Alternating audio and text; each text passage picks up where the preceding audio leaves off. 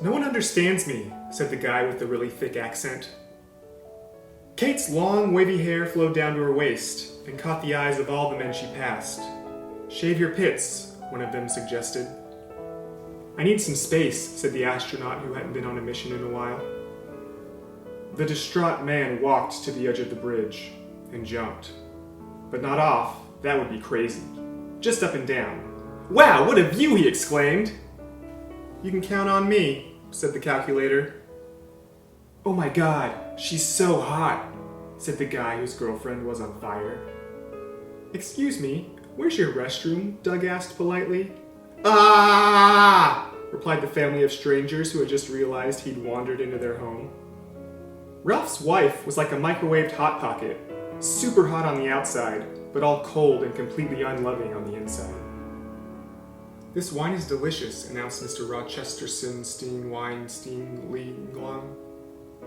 Hey look, I've soiled myself, Doug yelled as he pushed the moist dirt up around his waist and crotch. Please get out of my garden, his neighbor replied. I look back on my life and it's all a blur, said the man who needed glasses and never got them.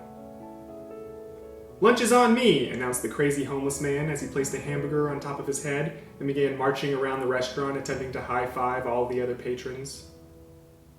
I'm sorry, Tony. I'm gonna have to let you go, Tony's boss announced as his hand slipped away and Tony plummeted into the ravine.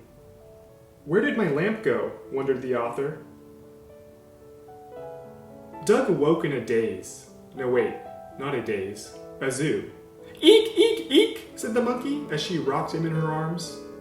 Let's get into shape, yelled the exercise instructor as she balled herself into a sphere and rolled into oncoming traffic.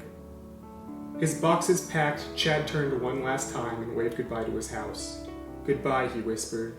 Goodbye, replied the house. What the fuck? Said Chad. That's the last straw, Doug shouted. Finally, his scarecrow was complete.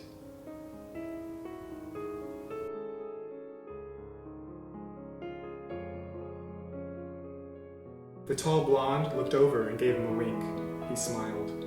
She winked again, and then again, and again, and again.